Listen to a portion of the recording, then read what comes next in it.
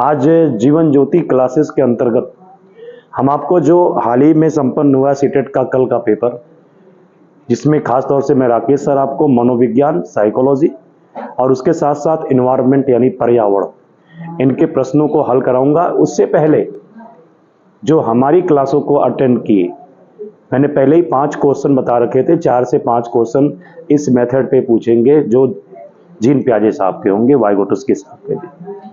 Surely आपने देखा कि वो सब के सब क्वेश्चन हूबहू 1-2 क्वेश्चन ऐसे थे जो थोड़ा सा घुमावदार थे, बाकी नॉर्मली क्वेश्चन आए थे। और मैंने बार बार कहा कि इस क्वेश्चनों से आप लोग वाइगोटस्की, इनको, कोलबर्ग, 3 साहब को अच्छे से बेटर पढ़ेंगे तो ठीक है, वो क्वेश्चन बनेंगे। और मुझे नहीं लगता कि कोई विद्यार्थी जो पढ़ा होगा वो 100% तो नहीं, लेकिन 25-22 के नीचे आसपास ही होगा।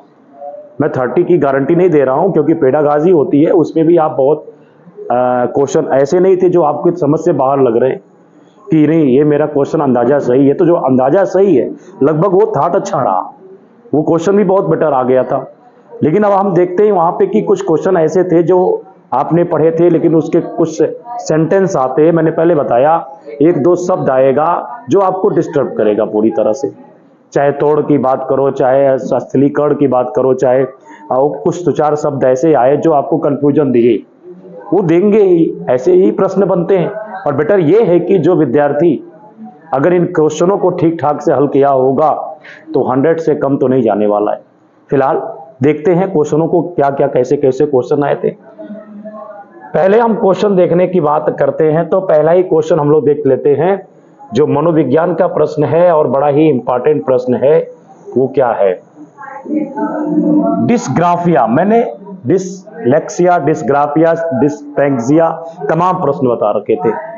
डिस्ग्राफिया को, ग्राफिया मैंने कहा ग्राफ की बात बता रखी थी।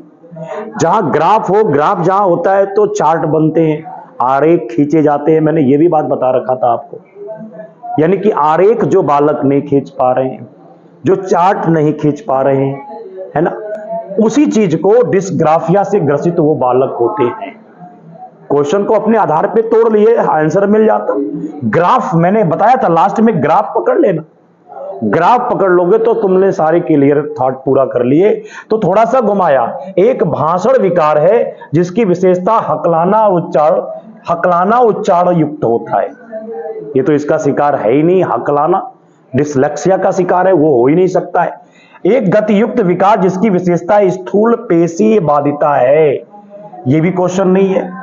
ये तीसरा विकल्प है, एक तंत्रिकीय विकार है जिसकी विशेषता अक्षरों और आकारों को बनाने में कठिनाई होती है। मैंने अभी ग्राफ की बात की ना, अक्षरों एक क्वेश्चन, इसमें आकारों, इनको बनाने में कठिनाई। मैंने आकार का मतलब क्या हो गया, ग्राफ को बता रखा था। बच्चे इन चीजों को करने में असमर्थ होते हैं। तो विकल्प कौन सा सही होगा? ये 100% है। कोई कह रहा है कि नहीं ये हो सकता है, कोई स्टार का मार्क्स देगा, तो गलत है। ये 100% क्वेश्चन सही है। डिस्ग्राफिया में ये शब्द आएगा, आप लोग इसको जानिएगा। अगला देखते हैं। अगला जो क्वेश्चन आता है दूसरा वाला देखते हैं। देखिए दूसरा क्वेश्चन क्या दिखा रहा है। दूसरे क्वेश्चन की बात कर रहा है कि प्रतिभावान बच्चों को शिक्षित करने का उपागम। प्रतिभावान बच्चों को शिक्षित करने का, 1 मिनट, थोड़ा सा इसको हम लोग 1 मिनट ये थोड़ा ऊपर कर दिया जाए, ठीक है। अब देखते हैं, प्रतिभावान बच्चों को शिक्षित करने का उपागम जो उन्हें असामान्य रूप से तीव्र गति से पाठ्यचर्या के माध्यम से आगे बढ़ाता है, क्या कहलाता है? अब देखिए, प्रतिभावान यानी कि जिसके पास प्रतिभा हो, ठीक है। बच्चों को शिक्षित करने का तरीका, उपागम, जो उन्हें असामान्य रूप से, यानी कि सामान्य नहीं, असामान्य, जो नहीं होना चाहिए वो भी है, अचानक वृद्धि, असामान्य हो गया, रूप से तीव्र गति से पाठ्यचर्या, तेजी के साथ जो पाठ्य को पढ़ रहे हैं, तैयार कर रहे हैं, माध्यम से आगे बढ़ाता है, अर्थात तीव्रता के साथ आगे बढ़ाता है। तीव्रता जहां भी आ जाए कि कोई पढ़ते समय कोई तीव्रता, जब तीव्रता आ जाएगी तो ना ये क्वेश्चन सही होगा, ना ये होगा, ना ये। तोड़ या इसे गति वर्धन कहते हैं। तोड़ या गति वर्धन के रूप में है। वस्तु के वेग में जो परिवर्तन की दर होती है, वस्तु के वेग में जो परिवर्तन की दर होती है, परिवर्तन की दर होती है, और उसी परिवर्तन की दर जो तेजी हो, वस्तु के वेग में जो परिवर्तन की दर होती कम से ज्यादा, वही क्या कहलाता है? त्वरण, या उसी को गति वर्धन कहते हैं। मैंने कहा ना, एक एक क्वेश्चन पे एक एक टॉपिक दे देगा, आप कंफ्यूजन बना लोगे।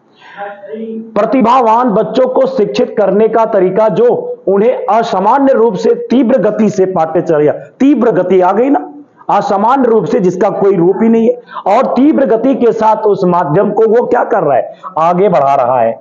एक तीव्र गति और एक आगे बढ़ा रहा है। तो ये परिभाषा किसकी है? त्वरण की परिभाषा है, या गति वर्धन की परिभाषा हुई कि वस्तु के वेग में जो परिवर्तन की दर हो जाती है उसी को हम लोग क्या कहते हैं? त्वरण या गति वर्धन। तो वस्तु के वेग में परिवर्तन हुआ कि नहीं हुआ? वस्तु के वेग का मतलब बच्चे जो थे, पढ़ने वाले, शिक्षित, प्रतिभाशाली बच्चे थे, उनके में असामान्य तीव्रता आई, और जिसके कारण जो है वो आगे बढ़ता है, उसी को हम लोग क्या कहते हैं? त्वरण या गति वर्धन के नाम से जानते हैं। तो दूसरा विकल्प ये सही है। तीसरा विकल्प देखते हैं। तीसरा विकल्प देखिए, तीसरा विकल्प आता आपका है शिक्षक जो समावेशी कक्षाओं की दिशा में काम कर रहे हैं, उन्हें चाहिए कि समावेशी कक्षा क्या होती है? पहला तो यही देख लो, मैंने बताया ना, एक विशिष्ट शिक्षा होती है, एक समावेशी शिक्षा होती है, और दूसरा एक जो है समावेशी विशिष्ट, और एक होता है जिसे कहते हैं ना सामान्य, वो जो अब उसको समाप्त कर दिया गया, खैर जो भी हो। लेकिन विशिष्ट शिक्षा होती है कि विशेष स्कूल में विशेष अध्यापक द्वारा विशेष बच्चों को शिक्षा दी जाए, तो उसको विशेष शिक्षा कहते हैं। दूसरा समेकित शिक्षा होती है। समेकित शिक्षा की विद्यालय एक हो लेकिन कक्षाएं अलग अलग हो, section A, section B, section C, A में गधा, बी में थोड़ा तेज, सी में और तेज, ऐसा होता है, वो समेकित शिक्षा होती है। विद्यालय एक हो लेकिन बच्चों के साथ अलग अलग क्लास बनाई जाए, वो समेकित शिक्षा होती है। और विशेष शिक्षा किसी मतलब किसी विशेष बच्चों को विशेष अध्यापकों द्वारा विशेष शिक्षा दी जाए, और विशेष स्कूल हो तो उसी को विशेष शिक्षा कहते हैं। लेकिन समावेशी शिक्षा मैंने बता रखा था, एक विद्यालय होगा और सारे प्रकार के विद्यार्थी उस कक्षा में पढ़ेंगे। जब सारे प्रकार के विद्यार्थी उस कक्षा में पढ़ेंगे तो समावेशी होगा। प्रतिभाशाली, सामान्य, विकलांग जो भी है, सारे बालक एक ही कक्षा में पढ़ेंगे, शिक्षक एक ही पढ़ाएगा।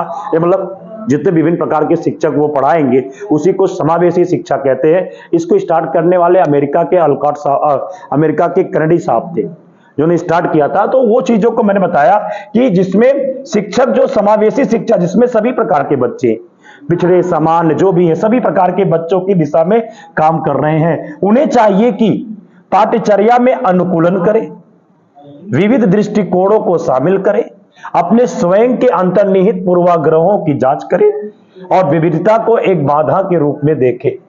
अरे भाई, विविधता को एक बाधा के तीन, देखो इसमें कहने का मतलब जो होता है, जो विकल्प तीसरा और वगैरह जो भी है, दूसरा और एक पहला, ये विकल्प आपके सही होंगे, चौथा नहीं होगा। कैसे नहीं होगा? विविधता को एक बाधा के रूप में देखें। अरे भाई, हम जब शिक्षक बने तो कक्षा में गए तो कोई प्रतिभाशाली है, कोई सामान्य है, कोई पिछड़ा है, कोई मंद बुद्धि है, कोई जड़ है। दो चार ठो अगवा बैठे रहते हैं बालक, जो पूछो ये हुआ, वो कहेंगे जी सर, जी सर। ये हमारी शिक्षा नहीं हो कि सिर्फ हम 4 बच्चों को पढ़ा रहे हैं। वो आप ठीक नहीं पढ़ाएंगे तो भी प्रतिभाशाली होते हैं, वो पढ़ लेते हैं, ठीक है। और उन 4 से रिजल्ट को अपना रिजल्ट मत मानिए, आप शिक्षक हैं, सारे बच्चों को लेके चलना है। जो सामान्य है, जो हार्ड क्वेश्चन नहीं लगा पा रहा है, और जो प्रतिभाशाली है उसके पास तो प्रतिभाशाली ही है, जो सामान्य बालक है उसको इसके बराबर में लाना है, और जो पिछड़ा मंद है वो बेचारा और पीछे। तो हमको उनके बातों में पूछना चाहिए। मैंने बार बार कहा है, बच्चों को पढ़ाते समय एक चीज आप याद रख लीजिएगा, आप शिक्षक तभी बनेंगे जब आपने 100% रिजल्ट दिया हो, और उसमें गलती आपकी, बच्चा फेल हुआ है और क्यों आपने उस बच्चे के साथ कंप्रोमाइज नहीं बनाया, क्यों उसकी समस्याओं को नहीं समझा। आपके अंदर शिक्षक का दायित्व यही होता है। और इसलिए निश्चित तौर पे देखा जाए तो जब बात जानते हैं कि विभिन्न प्रकार के बच्चे हैं, कोई सामान्य, पिछड़ा, मंद बुद्धि जो है वो विविधता होगी, और इसको क्या आप एक प्रेशर देखेंगे, बाधा के रूप में देखेंगे? नहीं भाई, ये है, ये सबके साथ लॉजिक है, ये तो होगा विविधता, और वो बाधा नहीं है, वो बाधा को साफ करना है। अभी दिमाग में ले नहीं यार, ये तो पिछड़ा नहीं पड़ेगा। ये संस्कृत के प्रखंड विद्वान दंडी साहब को जब मार रहे थे गुरुजी, तो दंडी साहब तो वो क्या थे कि उन्होंने देखा कि इसके हाथों पे लकीरें नहीं बनी हो। उसने कहा यार तुम तो पढ़ ही नहीं पाओगे। जब तुम पढ़ ही नहीं पाओगे क्योंकि तुम्हारे हाथ पे लकीर ही नहीं बनी है पढ़ी पढ़ने वाली, तो वो बालक को निकाल देते हैं गुरुकुल से। वो जा करके चाकू से लेकर अपने आप को काट देता, कहता लीजिए गुरुजी बन गया ना, खून आ गया। गुरुजी कहते तुम पढ़ सकते अब हो। तो लकीरें या कोई भी है, ये नहीं कि बाधा है कि नहीं पढ़ेगा, नहीं पढ़ेगा, क्यों नहीं, जरूर पढ़ेगा, लेकिन आपने कितना बेहतर पढ़ा है ये जानना होगा। ये विकल्प गलत है। पाठ्यचर्या में अनुकूलन, भाई पाठ्यचर्या जो पढ़ाया जा रहा है शिक्षक उसमें अनुकूलन बच्चों के साथ करेगा, कक्षा के साथ। जब तक आप अनुकूलन नहीं करोगे तो कामयाबी नहीं होगी। विविध दृष्टिकोणों को शामिल करें, कोई भी दृष्टिकोण हो विविध दृष्टिकोणों को शामिल करें, यानी कि बाहरी बात, कोई बात, ऐसी बात वैसी बात, टॉपिक पे बच्चों को सेटअप करने के लिए आपको लानी पड़ेगी। स्वयं में अंतर्निहित पूर्वाग्रहों की, मेरे अंदर तो पूर्वाग्रह नहीं है कि वो गधा है नहीं पढ़ेगा, ये पढ़ने में ठीक है पकड़ लेगा, ऐसे नहीं पढ़ाना है। तो अपने अंदर जांच कर लो कि मेरे अंदर ऐसा नहीं होना है। तो जाहिर सी बात ये तीन चीजें सही है, तो विकल्प नंबर 1, विकल्प नंबर 2 और विकल्प नंबर 3 आपका तीनों सही है। चौथा विकल्प इसमें क्या आता है, ये गलत माना जाता है। अगला देखिए, चौथा क्वेश्चन देख लेते हैं भाई। चौथा क्वेश्चन क्या कह रहा है, शैशवा अवस्था में सामाजिकरण की डांट संस्थाएं प्रमुख रूप से महत्वपूर्ण है, जबकि प्रारंभिक बाल्यावस्था में सामाजिकरण की डांट संस्थाएं महत्वपूर्ण हो जाती हैं। हमने पढ़ाया था कि इसके 3 अवस्थाएं, आपने पढ़ा था शैशवावस्था, बाल्यावस्था, किशोरावस्था। फिर शैशवावस्थाओं को 3 पार्ट में, पूर्व बाल्य शैशवावस्था, मध्य शैशवावस्था, उत्तर शैशवावस्था। वैसे ही बाल्यावस्था की पूर्व बाल्यावस्था, मध्य बाल्यावस्था, उत्तर बाल्यावस्था। तो अब इसमें कह रहा है कि शैशवा यानी कि कैसे कब तक है, 0 से 6 साल का है। और वहीं पर बाल्यावस्था क्या होती है, ये 6 से 12 साल के बालक के ऊपर कहती है। पूछ रहा है कि 0 से 6 साल के बालक में समाज के भीतर अपने आप को खुद को शामिल करने की जो संस्था कहलाती है वो कैसी संस्था कहलाती है, तो वो भाई प्राथमिक संस्था कहलाती है। कैसी, प्राथमिक संस्था कहलाती है। बता रहे अभी कैसे, जबकि प्रारंभिक बाल्यावस्था में, प्रारंभिक बाल्यावस्था 6 से 12 में भी क्वेश्चन है, तो 6 से 8 साल तक को प्राथमिक कहते हैं और 8 से 10 को दूसरा पार्ट है, मध्य वाला, और तीसरा होता है 10 से लेकर 12 तक 3 पार्ट होते हैं। वैसे इनके भी 3 पार्ट होते हैं। कौन कौन होते हैं, 0 से 2 होते हैं, और फिर 2 से 4 होते हैं, फिर 4 से 6 होते हैं। ये हो गए 3 पार्ट। इसी को पूर्व शैशवावस्था, मध्य शैशवा, उत्तर शैशवा, वैसे पूर्व बाल्या, मध्य बाल्या और उत्तर शैशवा। अब इसमें पूछ रहा है कि शैशवावस्था में यानी कि 0 से 6 में, 0 से 6 में सामाजिकरण, बालक को समाज के बारे में जो जानकारियां मिलती है वो कहां से मिलती भाई, अरे भाई कहां से मिलेगी, प्राथमिक चीज क्षेत्र से मिलेगी ना, प्राथमिक संस्था से मिलेगी ना। और प्राथमिक संस्था में कौन कौन आते हैं ये आपको बताया गया था। प्राथमिक संस्था में मैंने कई बार बताया, ये क्वेश्चन पर्यावरण में भी था, मैंने कहा कि आएगा, 100% आएगा। तो प्राथमिक संस्था में क्या होता है, घर परिवार, माता पिता जो भी हैं, और फिर उसके बाद समाज, यही सब क्या कहलाते हैं, ये प्राथमिक संस्था होती है। बालक जो कुछ सीखता है पहले अपने घर से सीखता है, उसका पहला स्कूल उसका घर होता है, उसका पहला जो स्कूल के बाद पहला शिक्षक भी उसकी माँ होती है। तो दूसरा स्कूल कौन सा होता है, विद्यालय होता है। दूसरा शिक्षक कौन होता है, स्कूल का शिक्षक होता है। तो पहला तो ये हो गया, प्राथमिक संस्था हो गई ना। तो प्राथमिक शैशवावस्था का सामाजिकरण, जो भी समाज के बारे में सीख रहा है बालक 0 से 6 साल की अवस्था में, तो वो कहां पे सीख रहा है, प्राथमिक संस्था में। जबकि प्रारंभिक बाल्यावस्था यानी कि प्रारंभिक का मतलब क्या हो गया, यही 6 से 8 वाले में, प्रारंभिक बाल्यावस्था में सामाजिकरण, जब बालक 6 से 8 साल में जाता है तो उसका सामाजिकरण क्या होता है, इसको कहते हैं माध्यमिक। देखिए भाई, प्राथमिक संस्था के बाद इस द्वितीयक संस्था को भी हम लोग क्या कह सकते हैं, माध्यमिक संस्था कह सकते हैं। क्या कह सकते हैं, माध्यमिक संस्था कहते हैं। इस द्वितीयक संस्था या माध्यमिक संस्था, आप जब जानते हो कि बालक का एडमिशन तो 5-6 साल पे हो ही जाता है। अब तो भारतीय सिस्टम के आधार पे बालक का 6 साल की उम्र होगा तो स्कूल में उसका एडमिशन मिलेगा, ठीक है। और उसके बाद फिर 14 साल में कक्षा 9 में, है ना, ऐसे एक क्रम बना दिया गया है कि साधारण बच्चों को पढ़ाना है उनकी उम्र के हिसाब से। तो हम देख रहे हैं कि यहाँ पे संस्था के बारे में कि इसमें बालक के माध्यमिक अवस्था की बात कर रहे हैं। माध्यमिक अवस्था जो आ जा रही है तो माध्यमिक अवस्था में क्या मिलेगा? विद्यालय मिलेगा। विद्यालय में फिर कौन मिलेगा? शिक्षक मिलेगा। ये बालक का द्वितीयक सामाजिक अवस्था है। तो प्रारंभिक बाल्यावस्था में ये आ रहा है। अगर ये होता कि नहीं, ये वाला क्वेश्चन विकल्प पहला वाला हटा देता तो माध्यमिक वाला पहला आता। इसलिए विकल्प आपका कौन सही होगा? विकल्प नंबर 2 सही है। ये आप जानते रहिएगा, 100% एग्जाम के लिए आने वाला प्रश्न है। अगला देखिए, अगला क्वेश्चन इसमें देखिए आ गया ना, लेओ वाइगोटस्की के अनुसार इन्होंने कौन सा सिद्धांत दे रखा था भाई? एक तो जीन पियाजे ने संज्ञानात्मक विकास का सिद्धांत दिया, इन्होंने भाषा सिद्धांत दिया। उन्होंने कहा बालक में पहले भाषा आती है फिर विचार आता है। पियाजे ने कहा कि नहीं साहब, पहले बालक में विचार आता है, यानी संज्ञान की बात किया था, फिर भाषा आती। इसने कहा नहीं साहब, पहले भाषा आएगी बाद में क्या होगा? विचार आएगा। भाषा रहेगी शब्द, जैसे पियाजे साहब ने वाइगोटस्की साहब ने बड़ा सिद्धांत दे रखा था कि बालक जो पहले कुछ कहता है, बड़बड़ाता है, रोता है, तो उसको रोने देना चाहिए। माइंड को प्रिपेयर कर रहा होता है, वो भाषाओं का वर्जन कर रहा होता है। जैसे आ ना मा, तो ये रो रहा है, ऐसे रोता है तो माइंड शब्दों को प्रिपेयर करता है। इनको बड़बड़ाना चाहिए। ये बड़बड़ाते हैं, रोते हैं, क्रंदन करते हैं, तो भी इनमें भाषाओं का विकास होता है। ये किसने कहा? वाइगोटस्की साहब ने कहा। वैसे ही लेओगोटस्की के अनुसार कहा गया, एक कथन दिया गया। क्या कथन है? सामाजिक कारक भाषा विकास को प्रभावित करते हैं। अरे भाई, काहे करेगा? समाज के खराब करेगा भाषा? समाज तो भाषा बढ़ाता है और संज्ञान विकास को नहीं। गलत है ये। संज्ञानात्मक भाषा भाषा विकास को सुगम बनाता है। ये तो संज्ञानात्मक, मैंने पहले बताया, संज्ञानात्मक को ये आप विचार कर लो, ये विचार कर लो, और ये भाषा आप जान ही रहे हो। हमने अभी बताया है, 1 सेकंड नहीं बीता होगा कि वाइगोटस्की साहब ने कहा कि भाषा पहले आता है, विचार बाद में आता है। जब यहीं पर जीन पियाजे होता तो विचार पहले आता है और भाषा बाद में आती है। तो इनके आधार पे ये क्वेश्चन पियाजे पे सही होता, लेकिन जब वाइगोटस्की है तो इस आधार पे ये क्वेश्चन भी क्या हो गया? आपका गलत हो गया। भाषा विकास, संज्ञानात्मक विकास एक दूसरे के स्वतंत्र रूप से विकसित होते हैं। कैसे होंगे भाई? कोई मतलब है नहीं। भाषा विकास और संज्ञानात्मक विकास एक दूसरे के स्वतंत्र रूप से विकसित होते हैं। भाषा, कोई अच्छा बोल रहा है तो क्या दिमाग, जो अच्छा प्रवचन मुंह से बोलता है, दिमाग से क्या ठीक हो सकता है क्या?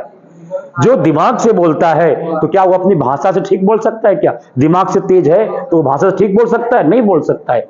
तो कौन सा विकल्प सही होगा? ये, क्योंकि भाषा विकास संज्ञानात्मक विकास को सुगम बनाता है। भाषा विकास, मैंने कहा ना, भाषा पहले आया और फिर संज्ञानात्मक विकास यानी विचार बाद में आया, और यही भाषा ही विचार को, हमारे संज्ञान को क्या करता है? बालक पहले आ माना चाटा पा याद कर लिया, फिर जाकर के वो अपना विचार बनाता है, तब एक सेंटेंस बनाता है कि आमा चाटा पाता कुल मिलाकर के कहता है कि मुझे वहां जाना है। तो विचार बाद में लाता है। तो कौन सा विकल्प सही होगा? ये वाला जानते रहिए, बड़ा इंपॉर्टेंट प्रश्न है। देखिए, कोहलबर्ग साहब को भी बताया था, समझाया था कि इनसे बहुत क्वेश्चन आएंगे, 1 से 2 नंबर आए भी 2 नंबर के। लॉरेंस कोहलबर्ग के नैतिक तर्क के विकास के स्तर पर, हमने बताया ना कोहलबर्ग ने कैसा सिद्धांत दिया था भाई? नैतिक विकास का सिद्धांत। इनका सिद्धांत का क्या नाम था? नैतिक विकास का। क्वेश्चन की कहानी समझ लीजिए। नैतिक विकास के स्थान पे कोहलबर्ग ने कहा कि बालक के अंदर जो भी विकास होता है वो उसके नैतिक मोरल पर, नैतिकता के आधार पर डिपेंड करता है।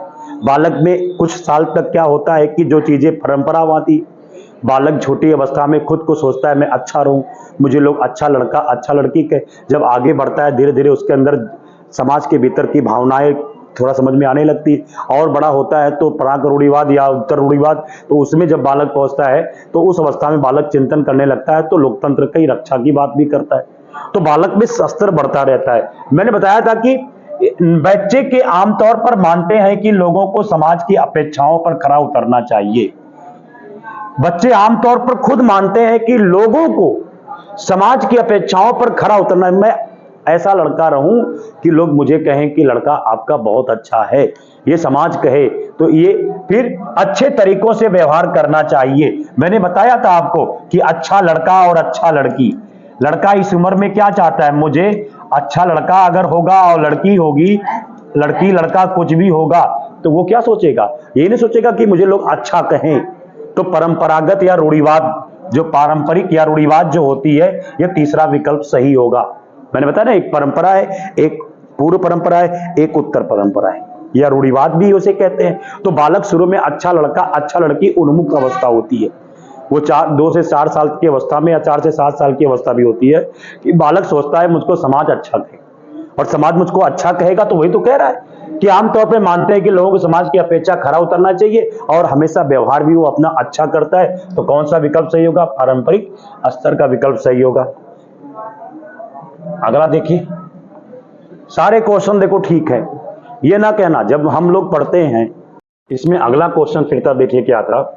इसमें अगला क्वेश्चन दे रखा था कि शिक्षकों और साथियों जैसे अधिक जानकार अन्य लोगों के साथ बातचीत शिक्षार्थियों को उनकी समझ और कौशल विकसित करने मदद करने के लिए आवश्यक समर्थन मार्गदर्शन प्रदान कर सकती है। दूसरा दिया था सामाजिक संपर्क सीखने और विकास की एक प्रमुख घटक है। देखो ये क्वेश्चन मैंने बताया था ना, अगर ये RA की सही व्याख्या करता है, दोनों विकल्प अगर सही है, तो क्या इसके बाद ये विकल्प आएगा? ये आपको जानना पड़ेगा। या इसके बाद अगर ये आ रहा है तो देता है AR की सही व्याख्या। अगर ये विकल्प पहले बन रहा है, इसके बाद की कहानी यहां चल रही है, तो RA की सही व्याख्या होता। जैसे मान लीजिए शिक्षकों साथियों जैसे अधिक जानकार अन्य लोगों के साथ बातचीत शिक्षार्थी को उनकी समझ और कौशल विकसित करने में मदद करने के लिए आवश्यक समर्थन मार्गदर्शन प्रदान करती है। ये तो कंफर्म सही है। हम हमारे लिए जो मार्गदर्शन का काम कर रहे हैं हमारे शिक्षक है, हमारे साथी है, जो जानकार हमसे अधिक है और जो हमारे साथ बातचीत करते हैं और विद्यार्थियों की समझ यानी कि जानकारी विकसित भी होती है। ये विकल्प तो ऑलरेडी सही है, कोई दो राय नहीं है। आर वाला विकल्प कह रहा है सामाजिक संपर्क सीखने और विकास का एक प्रमुख घटक है। ये प्रसंग, ये सामाजिक संपर्क सीखने और विकास का एक प्रमुख घटक है। जब हम समाज में संपर्क करेंगे ना, तो हमारी सीख और हमारा विकास एक महत्वपूर्ण इसकी भूमिका अदा करेगा। यही टॉपिक को बाद में डिफिनेशन दे दिया है।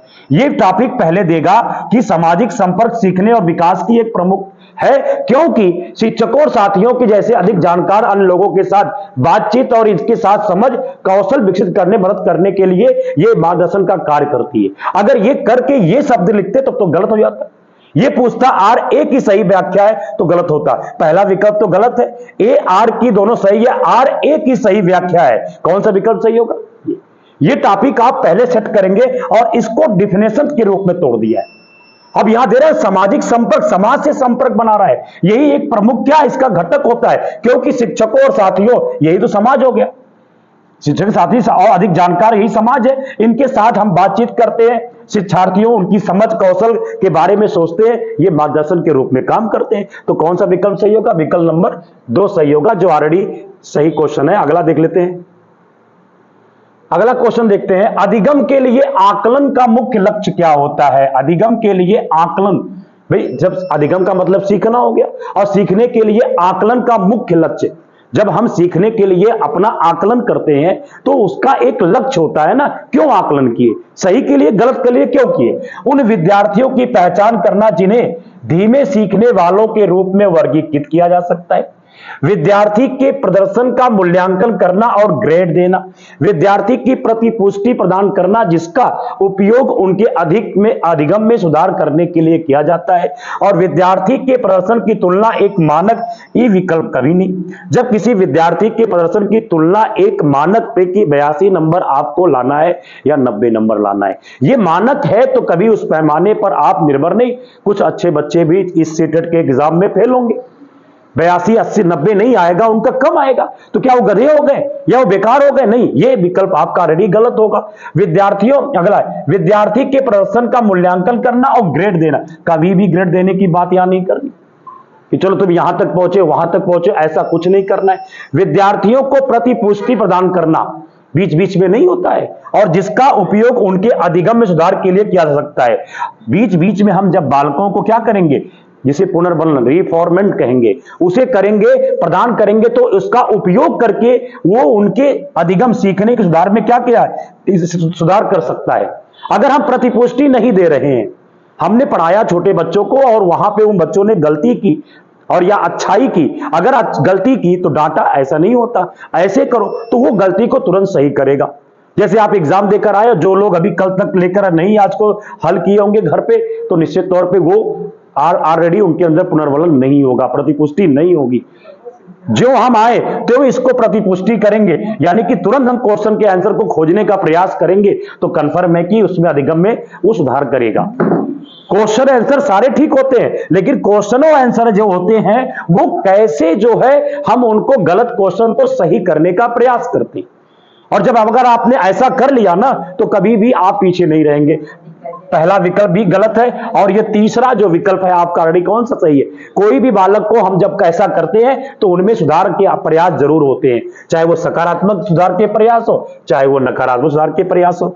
अगला है, अगला क्वेश्चन देखिए क्या है, किस आयु में बच्चे शब्दों के खेल में शामिल हो सकते हैं। शब्दों के खेल में नहीं, एप्पल से एप्पल, एप्पल में LE आया, ई में क्या एलिफेंट, ऐसे नहीं होता। शब्दों के खेल में हो सकते हैं और ऐसे चुटकुलों पहेलियों को पसंद कर सकते हैं जिनमें शब्दों का खेल शामिल हो सकता है। मैंने बताया था आपको, बच्चों को मैथ की जो उम्र बताई थी 8 साल बताई थी, जो मैथ की उम्र थी, गणितीय अवस्था थी। तो बच्चों को पहेली के माध्यम से पहले मैथ सिखाया जाता है। जो पहेली के माध्यम से नहीं कहते, खिलाते हैं जब टीचर लोग तो कहते चलो उनको आरोही अवरोही क्रम बताना है, तो आरोही अवरोही क्रम में एक क्रम में खड़ा करते। तो मैंने कहा ना 8 साल तक, मैंने उस दिन आपको बताया था गणितीय अवस्था होती है, लेकिन जो 7 वर्ष की अवस्था होती है वही अवस्था क्या होती है, इस पे इंपॉर्टेंट होती है। तो विकल्प कौन सही होगा, 7 वर्ष वाला विकल्प सही होगा, क्योंकि इस आयु के बच्चे में शब्दों का खेल शामिल हो सकता है। अरे भाई मैंने आपको बताया शब्दों का खेल कैसे हो सकता है बताओ। मैंने कहा कि छोटे छोटे बच्चों को पढ़ाते समय क्या किया गया, छोटे छोटे बच्चों को पढ़ाते समय पहले ही आपको मीनिंग्स होती है क्या। आप कभी भी ऐसे कॉलेजों स्कूलों के नाम न लीजिएगा जो प्राइवेट स्कूल है, जो कक्षा 1 और 2 के बच्चों को ही टेंस बता रहे हैं। मैंने कहा ना ये कभी मत करना। बालक 4 साल 5 साल की अवस्था के बाद अब विद्यालय जा रहा है, 6वीं साल में उस बालक का एडमिशन हो रहा है, और 6वीं साल में जब वो एडमिशन हो रहा है तो उसको सब कुछ चीजें LKG UKG में पता हो जाती है। ABCD 1 2 क ख ग घ सारी चीजें याद हो गई। अब जब सारी चीजें याद हो गई तो उसके बाद क्या होता है, वो लड़का याद करने के बाद जब 7 में जाता है ना, तब वो एप्पल, बॉय, कमल, ये सब की ये क्या करता है, खेल खेलता है, और वो 7 साल में पूरा करता है। इसलिए ये विकल्प सही है। ये तो बहुत इजी क्वेश्चन आपको पहले ही बताया गया। और ये भी जानते हैं शिक्षा की प्रणाली में बालक का 1 में एडमिशन किस साल में होता है, 6वें साल में होता है, और 6वें साल तक बालक ABCD एप्पल ओपल सीख लेता है। जब 7वें साल में बालक जाता है ना, इसी पर अब उसको कॉन्फिडेंस हो गया, इस पर मीनिंग पे क्या करेगा, पहेली खेलेगा, चुटकुला खेलेगा और ऐसे ऐसे काम करेगा। तो 7 साल की उम्र उस बालक की अर्जिश इसमें सही होती है। एक क्वेश्चन बड़ा है अजीब, मैंने इसको देखो पढ़ाया नहीं था और नहीं पढ़ा इसलिए कि मुझे नहीं लगा कि ये क्वेश्चन आ सकता है, लेकिन आ गया। लॉरेंस कोहलबर्ग ने एक सिद्धांत दिया था नैतिक विकास का सिद्धांत, मैंने आपको बताया परंपरागत, प्राक परंपरागत, उत्तर परंपरागत। तो उसमें क्वेश्चन में एक कैरल गिल्निन है।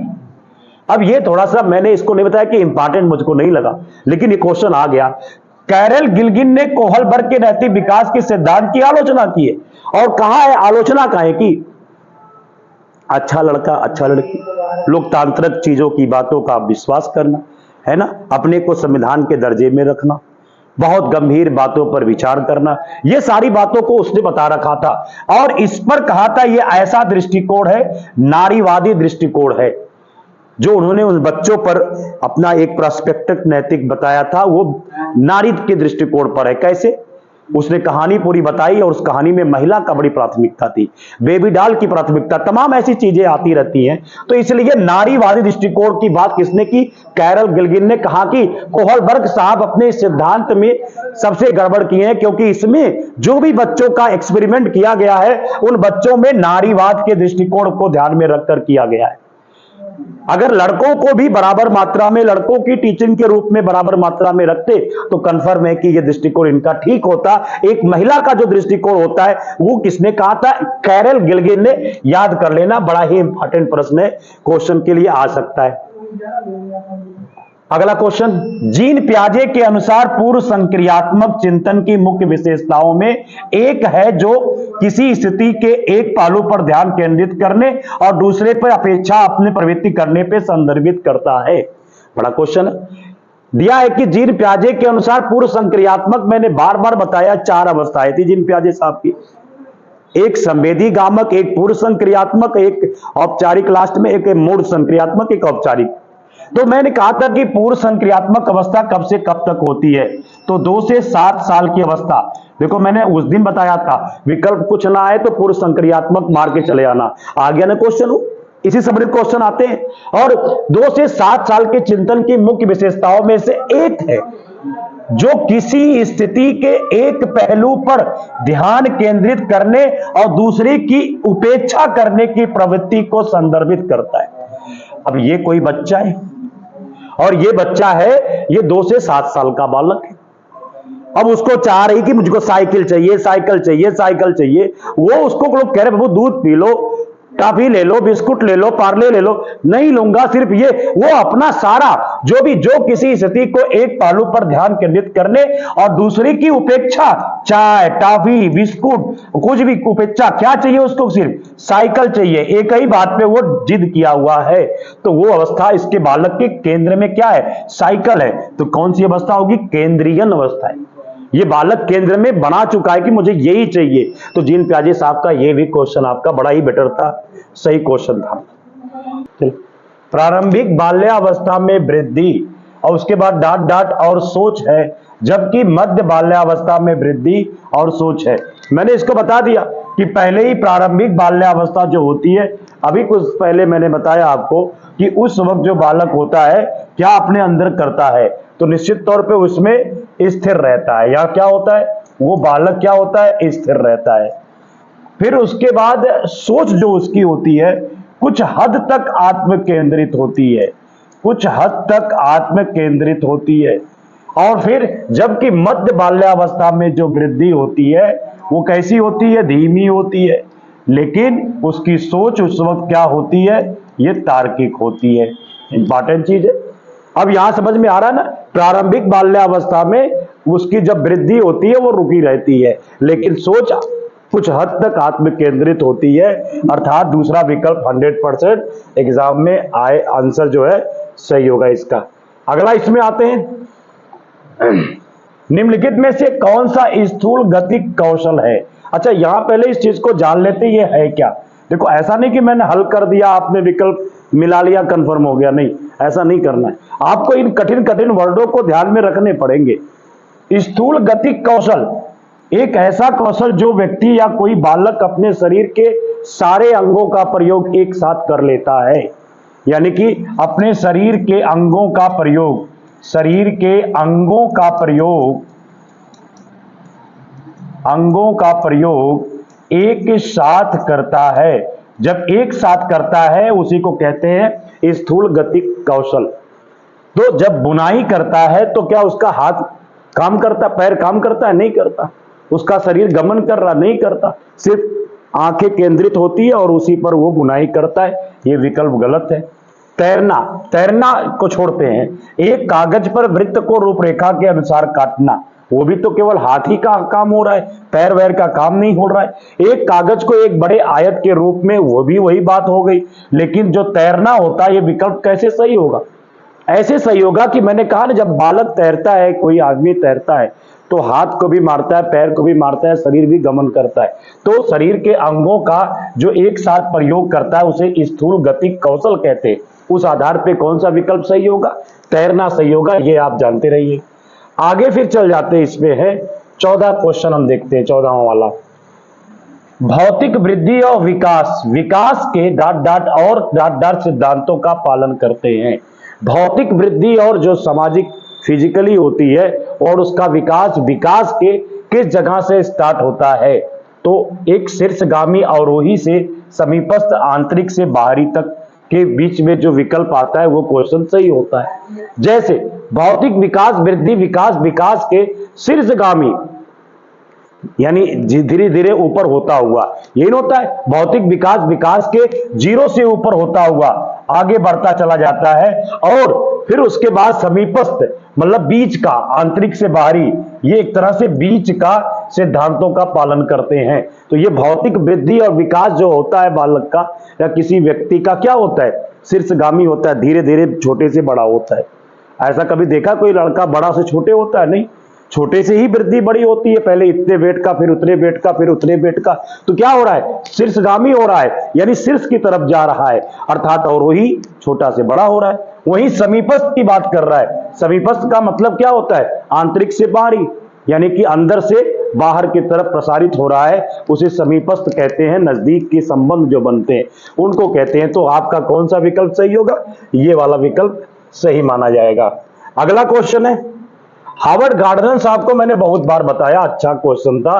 गार्डनर के अनुसार एक दर्शन शास्त्री को हम लोग जानते हैं फिलासफर कहते हैं। फिलासफर, फिलोसोफिया अर्थात इसका मतलब होता है कोई चीज को प्रत्यक्ष रूप से देख करके अध्ययन करना, वही दर्शन शास्त्री होता है। भाई रूसो, वाल्टेयर, मॉन्टेस्क्यू, तमाम दर्शन शास्त्री जो घूमते थे, जो चीजें उनको आंखों से दिखी उस पर उन्होंने रिसर्च कर दिया, उसे कहते हैं के पास। अब यहां पर प्रकार की बुद्धि होती है, दर्शन शास्त्रियों के पास किस प्रकार की मूर्ति है, क्या कहते हैं, बुद्धि होती है। और मूर्तिकार के बाद किस प्रकार की बुद्धि होती है? मैंने बताया था एक सरल स्थान। अगर जब भी मूर्तिकार की स्थान की बात की जाए तो दिक् स्थान, जो स्थान की बात है, मूर्तिकार जो होता है, जो उसको दिखता है उसी को दिक् और स्थान के रूप में मानते हैं। लेकिन वहीं पर जो पहला आता है, जो पहला आता है उसे अंतः व्यक्ति कहते हैं। अंतः व्यक्ति क्या होता है? दर्शन शास्त्री तो अंतः व्यक्ति होता है। किसी ने ठेले पर हिमालय लिखा, ठेले पे हिमालय लिखा तो क्या लिखा? वो तो तुलना किया ना, कि ठेले पे बर्फ बिक रहा था, उसमें हिमालय से तुलना कर दी। तो अंतस्थ यानी कि क्या हुआ? अंतः व्यक्ति है वो। कैसा है? अंतः व्यक्ति, यानी आंतरिक रूप से किसी भी चीजों को वो समझ जा रहा है, इस प्रकार की बुद्धि है। वहीं मूर्तिकार के पास जाते हैं तो वो दिक् स्थान की बात है, किसी स्थान के आधार पे वो क्या करता है? बुद्धि की मात्रा को समझता है और बढ़ाता है। इसलिए कौन सा विकल्प सही होगा? ये होगा, ये आप जान लीजिएगा। अगला क्वेश्चन हम देखते हैं, अगला क्वेश्चन देख लेते हैं। यहां पे अनुभवात्मक अधिगम किस प्रकार पर बल देता है? अधिगम का मतलब सीखना, अनुभवात्मक यानी अनुभव के आधार पे सीखना। किस पर बल देता है? किस पर बल देता है कि अनुभव के आधार पे सीखना होता है? बच्चों के अधिगम पे शिक्षक पर नियंत्रण, बच्चों के सीखने पर शिक्षक पर के नियंत्रण पर? नहीं भाई, ऐसा तो हो ही नहीं सकता है। कोई भी अनुभव के सीखने की बात अगर कर रहा है तो किस पे बल देता है? तो बालकों के शिक्षक के नियंत्रण बालकों पे नहीं हो सकते, कभी नहीं। सीखने के पुनर्बलन की भूमिका पर यह भी नहीं होगा। जो सीख रहा है बालक, उसको कोई रिफॉर्मेंट, यहां रिफॉर्मेंट की बातें नहीं, अनुभव की बात किया है, तो यह भी क्वेश्चन नहीं होगा। एक प्रक्रिया के बजाय अधिगम को एक उत्पाद के रूप में, भाई उत्पाद के रूप में कहां से देखोगे? ये तो हो ही नहीं सकता है। कौन सा विकल्प सही होगा? आलोचनात्मक प्रतिबिंब के महत्व पर। आलोचना का मतलब क्या होता है? किसी में अच्छाई और बुराई दोनों के बारे में अध्ययन करना और कहना कि इस आदमी में ये अच्छाई है और ये इस आदमी में बुराई है, इस चीज को आलोचनात्मक प्रतिबिंब कहते हैं। ये अनुभव अधिगम किस पर बल देता है? तो जब व्यक्ति के पास अनुभव के द्वारा सीख लेता है तो उसमें आलोचनात्मक प्रतिबिंब पर बल देता है कि आलोचनात्मक रूप से वो सीख रहा है, अनुभव के आधार पर सीखा है। तो ये क्वेश्चन आपका सही हो जाएगा। अगला देख लेते हैं इसी में, बच्चों में समस्या समाधान कौशल को बढ़ाने के लिए कौन सा तरीका सबसे प्रभावी माना जाता है? अब ये क्वेश्चन है, बच्चों में समस्या समाधान कौशल को बढ़ाने के लिए। जब बच्चे पढ़ते हैं तो उनकी समस्या बहुत आती है, उस समस्या के समाधान के योग्यता या कौशल को बढ़ाने के लिए कौन सा तरीका सबसे, सब तरीके ठीक है लेकिन कोई तरीका सबसे इफेक्टिव होगा? कौन कौन से? उन्हें बुद्धि मंथन करने और सहज अनुमान लगाने के अवसर देना। अरे बुद्धि का, ऊपर स्वतंत्र चिंतन को हतोत्साहित करना। क्यों भाई, किसी बालक को क्या ऐसा सही है घोषणात्मक ज्ञान पर ध्यान केंद्रित करना केवल? ये सही है? नहीं है, 100% गलत है। समस्या समाधान के कौशल को बढ़ाने के लिए किसी बालक के स्वतंत्र चिंतन को हतोत्साहित किया जाता है? नहीं किया जाता। ये क्वेश्चन विकल्प गलत। कठिन समस्याओं से बचने के लिए उन्हें प्रोत्साहन। भाई कभी भी हम बच्चों को ये नहीं कहेंगे कि ये समस्या बहुत कठिन है, इससे बच के रहो, ऐसा नहीं। हमको हर समस्याओं से जूझना, उन्हें समस्याओं को तैयार समाधान उपलब्ध कराना, उन्हें समस्याओं का तैयार समाधान उपलब्ध कराना। लो भैया हम उनको टीचिंग भी देंगे, बताएंगे भी ये ऐसे हल होगा, नहीं, ये भी नहीं करना। उन्हें क्या करना? उन्हें बुद्धि मंथन करने, यानी अपने बुद्धि पर एक तरह से मंथन करे, अपने बुद्धि पर कसरत करे और फिर सहज अनुमान लगाने के अवसर देना कि सहज अनुमान भी लगाने का उसके पास क्षमता होनी चाहिए। तो ये विकल्प आप भी आपका ये सही है। क्वेश्चन नंबर 18 देखते हैं क्या आया था। क्वेश्चन नंबर 18 बोल रहा है निम्नलिखित में से कथनों को पढ़िए और सही विकल्प का चयन। पहला अधिकतन 1 है, दूसरा आर है। शिक्षकों को, पहला है शिक्षकों को सार्थक वातावरण बनाना चाहिए। अमित, शिक्षकों को सार्थक वातावरण बनाना चाहिए जिसमें सभी बच्चों की सक्रिय भागीदारी संलग्नता हो। अर्थात क्या है, शिक्षकों को सार्थक वातावरण बनाना चाहिए, ठीक है, और जिससे कि सभी बच्चों के सक्रिय भागीदारी और संलग्नता हो। ये तो सही है, इसलिए सही है कि शिक्षकों को सार्थक वातावरण बनाना है, ऐसा कि बच्चों के अनुकूल वातावरण हो और उसमें सभी बच्चों के सक्रिय, सारे बच्चे ऐसा वातावरण बनाए जिसमें भागीदारी और संलग्नता उनके साथ मिली हो और उसके बाद सभी बच्चे आंतरिक रूप से सीखने के लिए प्रेरित होते हैं और सीखने में सक्षम हो जाते हैं। अब भाई जाहिर बात, जब तक बच्चे सभी कैसे होते, इसी आधार पे वो प्रेरित होते हैं। तो दोनों विकल्प सही है, इसमें कोई विकल्प गलत नहीं है। सभी बच्चे आंतरिक रूप से सीखने के लिए प्रेरित होते हैं और सीखने में सक्षम होते हैं, तो ये भी सही है और ये वाला भी सही है। तो अर्थात ये पहले आएगा, ये बाद में आएगा। सभी बच्चे आंतरिक रूप से सीखने के लिए प्रेरित होते हैं, सीखने में सक्षम भी होते हैं, ऐसा नहीं कि गधे होते हैं, सीखने में सक्षम भी होते हैं, प्रेरित भी होते हैं। और सभी बच्चे, शिक्षकों के सार्थक वातावरण बनाना चाहिए, वो सभी बच्चों के सक्रिय भागीदारी में संलग्नता हो। ये विकल्प ये पहले आएगा, ये बात, अर्थात आर ए की सही व्याख्या है। ए आर दोनों सही है, आर ए की सही व्याख्या है। देखो पहले जब भी कोई टॉपिक हम उठाते हैं ए आर की सही बात करता है तो इन पे ध्यान देना चाहिए। कौन सी टॉपिक पहले स्टार्ट कर रहे हैं, जैसे मैं एग्जांपल बताऊं, पानीपत का पहला युद्ध कब हुआ, एक दे दिया 1526 का। फिर दूसरा विकल्प देगा आर वाला कि 1526 में पानीपत के युद्ध में बाबर ने हुमायूं को पराजित किया, बाबर ने से क्या नाम है, इब्राहिम लोदी को पराजित किया। अब इब्राहिम लोदी को पराजित किया तो ये विकल्प देख कौन सा सेट है, दोनों सही है। और दोनों में जो पहला बताया गया कि पहला प्रथम युद्ध पानीपत का कब हुआ, 1526, ए, और उसके बाद की कहानी बता रहा है कि बाबर ने इब्राहिम लोदी को हराया, तो दोनों सही है। और वो पहला वाला विकल्प जो था उसके बाद वो आ था, 1526 को पहले स्टार्ट हुआ और फिर बाद में जो कथन वाला मामला आ रहा है वो क्या हो रहा है कि इब्राहिम और बाबर के बीच में हुआ, इसलिए ये विकल्प ऑलरेडी सही होगा, इसको आप जानते रहिए।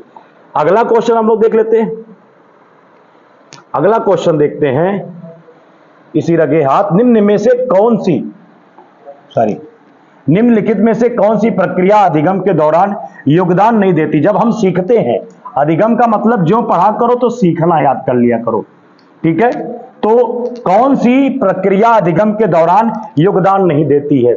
जब हम अधिगम कोई चीज सीखते हैं तो संगठन बनाते हैं ना, बाइक चलाना सीख रहे हैं तो पहले पता करते हैं कि बाइक में क्लच कहाँ है, गियर कहाँ है, क्या क्या है, तो एक सब कुछ जो भूमिका बना रहे हो इसको संगठन कहते हैं। ये क्वेश्चन गलत नहीं है क्योंकि नहीं पूछ रहा है। जो वर्गीकरण बिना वर्गीकरण किए कि एक गियर कहां तक, दूसरा गियर, फिर कहां तक तीसरा गियर, ये वर्गीकरण है। कौन कौन से पार्ट है, कौन कौन से किस पार्ट पे काम आएंगे।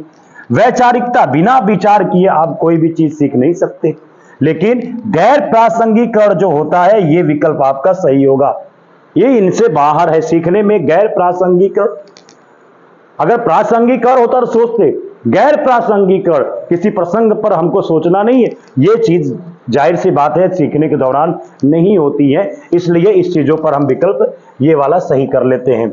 अगला इसमें आता है क्वेश्चन नंबर 20 देख लेते हैं। क्वेश्चन नंबर 20 में क्या आता है, निम्न में से कौन सा एक ऐसे प्रश्न का उदाहरण है जिसमें विद्यार्थियों को अपनी सोच पर विचार करने की आवश्यकता होती है। ठीक है, कौन सा ऐसा प्रश्न का उदाहरण है जिसमें विद्यार्थियों को अपनी सोच के विचार करने की आवश्यकता होती है। अच्छा, बालक, कोई बालक होता है वो क्या करता है, ऐसे प्रश्न का उदाहरण होता है विद्यार्थियों को अपनी सोच पर विचार करने की आवश्यकता होती है। विद्यार्थियों को अपनी सोच पर विचार करना, विद्यार्थी कब अपनी सोच पर विचार करता है, उसकी सोच ही थोड़ा नहीं संज्ञा और क्रिया, ये तो पढ़ाने वाली सोच है। क्रिया की परिभाषा ये भी नहीं होगी, आप क्रिया को वर्तमान काल से कैसे बदल सकते हैं ये भी नहीं होगा। लेकिन कक्षा की शुरुआत से क्रियाओं के उपयोग के बारे में आपकी समझ कैसे बदली है, यही क्या कहलाता है बालक की सोच की। हमारी सोच कैसे इस प्रश्न के आधार पर बदली है, कैसे इस प्रश्न के आधार पे हमको जरूरत है। तो कौन सा विकल्प सही होगा? विकल्प नंबर 4 वाला ऑप्शन सही होगा। क्वेश्चन नंबर 21 देख लेते हैं। निम्न में से कौन सा विफलता के लिए, विफलता यानी असफलता के लिए आरोपण का एक उदाहरण है? कौन सा ऐसा जो विफलता के लिए आरोपण, आरोपण का मतलब क्या होता है? आरोप लगाना। विफलता मतलब फेल हो जाने के बाद आरोप लगाना, वही क्या कहलाता है? विफलता के लिए आंतरिक आरोपण। आंतरिक आरोप क्या मतलब? कि अंदर से फेल हो गए हम, तो अंदर से कैसा आरोप लगाते हैं कि मैं कैसे फेल हो गया। उसके लिए 4 विकल्प दिया है। मुझे निम्न ग्रेड प्राप्त हुआ क्योंकि शिक्षक कठोर तरीके के आंख से आंकते हैं। भैया शिक्षक कभी नहीं चाहेगा कोई बच्चा पढ़ने में कमजोर हो, या कोई बच्चा मेरा दुश्मन भी हो तो टीचर उस वक्त उस बच्चे को बड़े अच्छे से पढ़ाता है, इसलिए ये विकल्प तो नहीं होगा।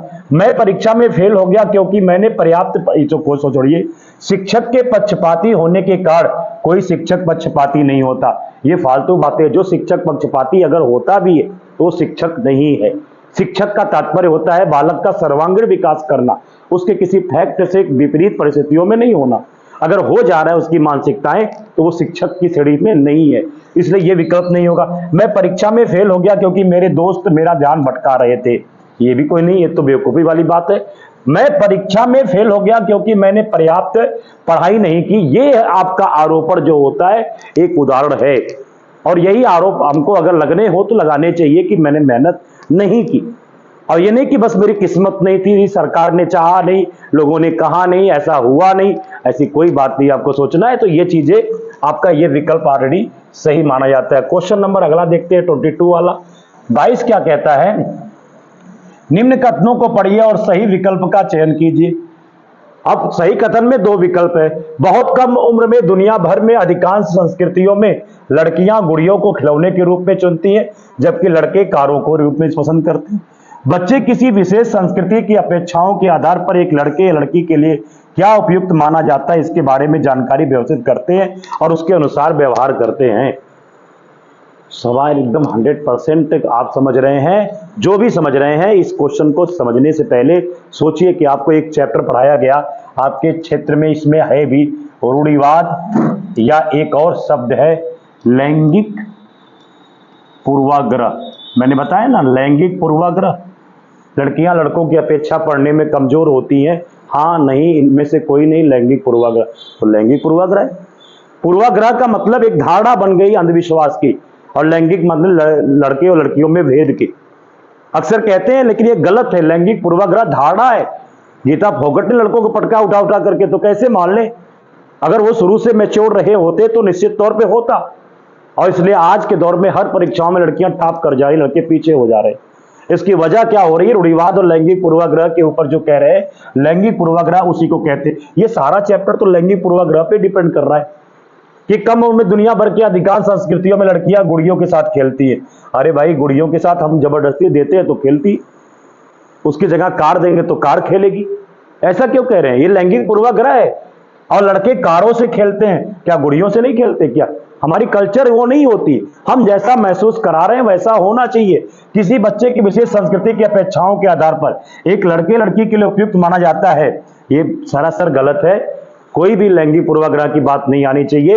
ए और दोनों क्या होगा? सही गलत होगा। ए और 2 विकल्प क्या होगा? गलत। जब भी लैंगिक पूर्वाग्रह जैसे प्रश्न आएंगे तो वो दोनों क्वेश्चन आपकी निगाह से क्या होने चाहिए? गलत होने चाहिए। फालतू के प्रश्न है वो। अगला है लियो वाइगोटस्की के अनुसार। लियो वाइगोटस्की को मैंने बताया ना कौन सा सिद्धांत दे रखा था भाई? सामाजिक सांस्कृतिक सिद्धांत अगर दे रखा था तो उसमें इन्होंने क्या बता रखा था? एक बताया था इन्होंने ZPD।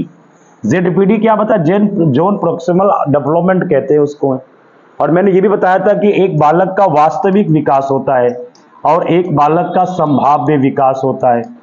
ठीक, संभाव्य में, वास्तविक में वो सीटेट का पेपर दिया, 70 तक उसकी औकात थी।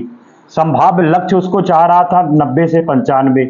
तो इसने जो मेहनत किया बीच में, वो मेहनत जो उसकी थी उसी को क्या कहते हैं? ZPD। और ZPD जो है जोन प्रोक्सिमल डेवलपमेंट कहते हैं इसको, हिंदी में समीपस्थ विकास मंडल कहते हैं। और बालक इनके माध्यम से पहुंचा। इनके 2 पार्ट थे, इनमें एक था MKO और एक था स्कैफोल्डिंग। मैंने बताया था स्कैफोल्डिंग, ये दोनों थे। इसको पाढ़ मचान ढांचा भी कहते हैं, मोर नॉलेजेबल अदर इसको कहते हैं, यानी कि अधिक ज्ञान वाले लोग, अर्थात अध्यापक बच्चे को 70 से 95 में लेके जाएगा अधिक ज्ञान वाला, उसके लिए उसको किताबों स्टडी की जरूरत है, तो इसके फोल्डिंग यानी पाढ़ मचान ढांचे के माध्यम से पहुंचेगा।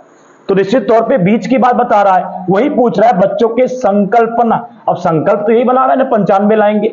योग्यताओं में विकास में महत्वपूर्ण भूमिका निभाता है। संकल्पना 95 की है, और संकल्पना 95 की है, तो ये कल्पना बना करके विकास के लिए महत्वपूर्ण भूमिका क्या निभाएगा? मूर्त पुरस्कार देगा नहीं, सामाजिक अलगाव कोई मतलब है नहीं है, ये भी नहीं। सहकर्मी सहयोग, इसी को ZPD कह सकते हैं। सहकर्मी किसी की सहयोग से, मोर नॉलेजेबल अदर की सहयोग से, किसी पढ़े लिखे के सहयोग से, इसलिए कौन सा विकल्प 100% सही है? ये वाला विकल्प सही है। अगला देख लेते हैं। देखो सारे क्वेश्चन मैंने बहुत अच्छे से पढ़ा रखे थे, मैंने कहा था 5 आएंगे, 5 आए। लेव वाइगोटस्की के सिद्धांत के अनुसार आंतरिक वाक, कुछ लोग होते हैं ना आंतरिक वाक, वाक माने बोलना या विचार मन में रखना, आंतरिक माने अंदर, अंदर विचार को रखना, अंदर विचार को रखना, विचार को अंदर रखना, विचार को अंदर रखना, उसी को आंतरिक वाक कहते हैं। इनके अनुसार जो है आंतरिक वाक क्या होता है, इसको देखते हैं। बच्चों के लिए एक काल्पनिक दोस्त के साथ संप्रेषण करने का एक तरीका है, सरासर गलत है। अरे भाई, किसी काल्पनिक दोस्त के साथ जो नहीं है उसके साथ बालक संप्रेषण बातचीत कर रहा है, ऐसा नहीं है। संज्ञानात्मक अपरिपक्वता जहां आ गया, ये क्वेश्चन मैंने कहा ना, परिपक्वता की जगह अपरिपक्वता आ गया तो विकल्प गलत है। विकासात्मक देरी का संकेत है, भाई देरी तो आ गया, ये भी गलत है, यानी ये विकल्प तो आंख मूंद के सही है। बच्चों के लिए अपनी सोच को नियंत्रित करने का एक तरीका है, क्या तरीका है? आंतरिक वाक। अंदर ही वो क्या कर रहा है? बातचीत कर रहा है कि अपनी सोच को वो कैसे कंट्रोल कर सकता है, वो अंदर सोच रहा है, अपने अंदर बात कर रहा है। तो चौथा विकल्प आपका क्या होगा? ये सही होगा। अगला इसमें अगला क्वेश्चन हम लोग देख लेते हैं। 4 वर्ष की अर्पणा कहती है कि एक बटन जिंदा है। अब अर्पणा कहती है कि एक बटन जिंदा है क्योंकि उसकी शर्ट को एक साथ बांधने में मदद करता है, उसकी शर्ट को एक साथ बांधने में मदद करता है। जीन पियाजे के अनुसार उसकी सोच की विशेषता है, मैंने बताया था ना कि एक चीज जीववाद, और जीववाद को किसने दिया था? जीन पियाजे साहब ने। ये पूर्व संक्रियात्मक अवस्था के दिन थी। जीववाद, अपलटावी, मैंने बताया था ना, इसमें बहुत क्वेश्चन आएगा। तो पारग में ये भी नहीं है, ये भी नहीं, ये भी नहीं। जीववादी चिंतन है। अर्पणा जो कह रही कि बटन क्या है? जिंदा है, अर्थात इसमें सजीवता है। सजीवता है तो अर्थात क्या है? ये बेवकूफी वाली बात है, ये पूर्व संक्रियात्मक अवस्था में है। और बालक को जब ठोकर लगती है किसी खाट चारपाई से तो वो रोता है, कब? जब वो 2 से 7 साल का होता है। तो रोता है तो वो, उसके घर वाले कहते क्या हुआ? कहता उसने मुझे मारा, चारपाई ने, बेड ने। तो लोग घर वाले जाते उस चारपाई को मारते तो बच्चा खुश होता है। यही क्या है? जीववाद है। और 2 से 7 साल के बालकों में ऐसा होता है। इसी को पूर्व संक्रियात्मक अवस्था कहते हैं। जीन पियाजे के अनुसार ये पूर्व संक्रियात्मक अवस्था की देन मानी जाती है। ये क्वेश्चन हो गया। अगला देख लेते हैं, क्वेश्चन नंबर 26 को देख लेते हैं। निम्न में से स्वलीनता वाले विद्यार्थियों की विशिष्ट विशेषता कौन सी है? अच्छा, स्वलीनता के बारे में क्या? स्वलीनता कहते किसे हैं, यही तो जानना है। जब कोई बालक अपने मस्तिष्क में के विचार में वृद्धि करते हुए वृद्धि नहीं कर पाता है, विकार उत्पन्न होता है, तो उसे स्वलीनता कहते हैं। जैसे बालक कुछ बच्चे होते हैं वो क्या काम करते हैं? दौड़ते हैं। कुछ बच्चे होते नहीं दौड़ते, एकांत बैठे रहते हैं, उनसे कोई मतलब नहीं, एकाकी हैं। उनसे कुछ पूछो कि क्या हुआ तो वो घुमा फिरा के जवाब देते हैं। उन्हीं बच्चों को स्वलीनता वाले बच्चे कहते हैं, जिनका जब मानसिक विकास होता है तो उसमें मानसिक विकास के दौरान उनमें विकार उत्पन्न होता है, और जो वो विकार उत्पन्न करता है उसी को क्या कहते हैं? स्वलीनता कहते हैं। तो उसी के आधार पे ये कल्पना को तथ्य से अलग करने की श्रेष्ठ क्षमता है, उन्नत सामाजिक भावात्मक पारस्परिकता है, बार बार दोहराव। देखो ये दोनों विकल्प नहीं, ये भी नहीं, ये है बालक बार बार दोहराव की श्रेणी में। आवर्ती किसे कहते हैं? आवर्ती का तात्पर्य सीधा सा होता है सेंटेंस, जब किसी शब्द को अंग्रेजी में वर्ड मीनिंग बनाई जाए। जैसे क खा है और का को के से, खा को के यस से दिखाया जाए, इसी को आवर्ती व्यवहार कहते हैं। तो बालक में ऐसा ही व्यवहार आ रहा है ना, तो कौन सा विकल्प सही होगा? ये वाला विकल्प सही होगा। अगला देख लेते हैं, इसमें देख लेते हैं, ये क्वेश्चन है, पढ़िए विकल्प को सही बताइए। शिक्षार्थियों के बीच समालोचना। समालोचना का मतलब क्या होता है? समालोचना से सिर्फ एक शब्द में होता है समीक्षात्मक। समालोचना जब आए तो हम समीक्षात्मक कहते हैं। क्या कहते हैं? समीक्षात्मक। इसी को समालोचनात्मक कहते हैं। चिंतन को सुगम बनाने के लिए शिक्षकों को उन्हें विविध परिस्थितियों और विभिन्न दृष्टिकोणों से अवगत कराना चाहिए। जब बालकों विद्यार्थियों के बीच समीक्षात्मक चिंतन को सुगम बनाना चाहिए तो शिक्षक को क्या करना चाहिए? विविध परिस्थितियों और दृष्टिकोणों से उनको जरूर सिखाना चाहिए। क्या सिखाना है? और जब विद्यार्थी विविध मतभेदों के बीच बातचीत में संलग्न होते हैं तो समालोचनात्मक रचनात्मक रूप से सोचने की अपनी क्षमताओं को सीखते और समृद्ध करते रहते हैं। 100% ये विकल्प सही है। कोई बालक जब कुछ अपने आपस में मतभेद होते हैं ना, तो उस पर समालोचनात्मक यानी कि समीक्षात्मक और रचनात्मक अपनी क्षमताओं के आधार पर सीखते हैं, और सीखते हैं तो ये चीजें उसमें निकलकर सामने आती हैं। तो इजी क्वेश्चन है, ये आराम से कर लेते हैं आप। क्वेश्चन नंबर 28 क्या कह रहा है? अधिगम को प्राथमिक लक्ष्य कौन सा है? तथ्यों को रटना, ये तो रटना जहां आएगा गलत है। यंत्रवत याद करने के, ये भी 100% गलत है। समकक्षियों के साथ प्रतिस्पर्धा, अपने साथ मित्रों के साथ, ये नहीं करना चाहिए। समालोचनात्मक चिंतन का विकास। समालोचनात्मक का मतलब क्या होता है? वही समीक्षात्मक। समालोचनात्मक मतलब समीक्षात्मक। तो समीक्षात्मक चिंतन का विकास क्या करना होगा? प्राथमिक लक्ष्य होता है बालक का। बालक को यही अपने जीवन में चाहिए कि मैं क्या करूं? समीक्षात्मक चिंतन करूं कि इसमें क्या सही है क्या गलत है। उसी को समालोचनात्मक के नाम से हम लोग जानते हैं। क्वेश्चन नंबर 29 देखते हैं और 30 भी, दोनों क्लियर कर लेते हैं। तो बच्चे सबसे प्रभावी ढंग से तब सीखते हैं यदि कोई अवधारणा सामान्य से विशिष्ट की ओर होती है, अमूर्त से मूर्त की होती है, जटिल से, देखो भाई, तर्क संगत से अनुभवजन्य की ओर। तर्क करते करते अनुभव, ये मतलब एक तरह से तर्क एक अच्छी चीज है, अनुभव बैक जा रहा है तो गलत है। जटिल से सरल, कठिन से सरल कैसे होगा? बच्चे प्रभावी तरीके से सीखते कैसे? पहले कठिन शब्दों ताकि घबरा जाए नहीं, पहले सरल देते हैं फिर उसको कठिन देते हैं, ये भी उल्टा है। अमूर्त से मूर्त नहीं, बालक पहले देखकर अनुभव करता है तो मूर्त होता है, और बाद में बिना देखे अनुभव करता है तो अमूर्त होता है, तो ये भी गलत है। और ये सही है, सामान्य से विशिष्ट की ओर बढ़ती है। पहले बालक कोई सामान्य चीजें करता है, फिर धीरे धीरे धीरे धीरे वो क्या करता है? विशिष्ट करता है। जैसे मान लीजिए उसको पहले ये करना 1/2 धन 1/3, इसको करना कर लेगा, फिर उसके बाद देंगे इसको 2/2 सही 4, ये 3 सही, फिर देंगे फिर 0.4 प्लस 0.3 देंगे, ऐसे बढ़ेगा कि नहीं? तो ये क्या हो रहा है? सामान्य से विशिष्ट की तरफ बालक जा रहा है। इस चीजों को जानते हैं, इस आधार पर यह विकल्प। अंतिम क्वेश्चन, विद्यार्थियों को सीखने की शैलियों में विविधता है। विद्यार्थियों को सीखने में शैलियों में विविधता है। कैसी विविधता है? शैलियों में विविधता है को महत्व दिया जाना चाहिए और मानव विविधता के प्रतिबिंब के रूप में। अरे भाई कभी नहीं, अगर इसको देखेंगे विविधता के रूप में, आप शिक्षक नहीं है। किसी उपेक्षा की जानी चाहिए और सीखने की शैलियों में एक रूपता लाने का प्रयास करना चाहिए, नहीं होगा। को शिक्षक अधिगम प्रक्रिया के दौरान ध्यान में नहीं रखा जाना चाहिए, ये भी गलत है। को शिक्षण अधिगम प्रक्रिया में बाधा और अवरोध के रूप में, देखो ये विकल्प भी शिक्षण अधिगम प्रक्रिया में बाधा और अवरोध के रूप में नहीं, ये विकल्प भी नहीं सही, गलत है। ये आपका जो दूसरा विकल्प दिख रहा है ये सही होगा, सॉरी। इसमें क्या है कि विद्यार्थियों को जब सीखते हैं तो जो तरीका होता है कि उसकी उपेक्षा की, तरीका क्या है? उपेक्षा की जानी चाहिए, और सीखने की शैलियों की एक रूपता, जो सीखने की शैली है वो एक रूपता रूप में लानी चाहिए। तो आपका ये दूसरा विकल्प ऑलरेडी सही होगा। तो मुझको लग रहा है 30 क्वेश्चन थे, और 30 क्वेश्चन में कोई ऐसा विद्यार्थी नहीं होगा जो 24 से 26 नॉर्मल ना आए। और आप लिख के रखिएगा, 100% तो नहीं, इतना मैं बता रहा हूं, एक भी विकल्प मेरा गलत भी नहीं है, और जो बताया हूं मैंने टॉपिक के आधार पर बताया। फिर आगे कक्षाओं में हम लोग मिलेंगे। मनोविज्ञान के लिए इतना ही। Thank you.